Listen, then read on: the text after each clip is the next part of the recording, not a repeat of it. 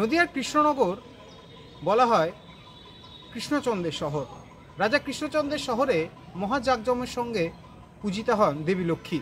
বিভিন্ন ক্লাব বারোয়ারি বিভিন্ন রকমের উচ্চ প্রতিমা বা বিভিন্ন আলোকসজ্জায় সুসজ্জিত হয়ে শোভাযাত্রা বের করে। সেরকমই গতকাল রাতে নদিয়ার কৃষ্ণনগরে জাঁকজমকের সঙ্গে লক্ষ্মী পুজোর বিসর্জন অনুষ্ঠিত হলো।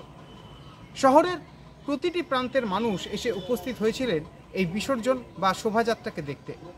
অধীর আগ্রহে বসেছিলেন রাত জেগে, যদিও প্রশাসনিক তৎপরতাও ছিল চোখে পড়ার মতো।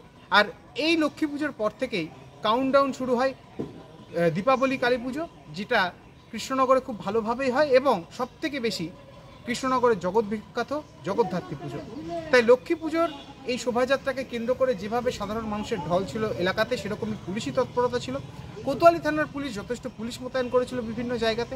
একেবারে সুষ্ঠু স্বাভাবিকভাবে এই শোভাযাত্রা সম্পন্ন হয় এবং এই শোভাযাত্রার জন্য আবারও 1 বছরের প্রতীক্ষায় বসে থাকে কৃষ্ণনগরবাসী।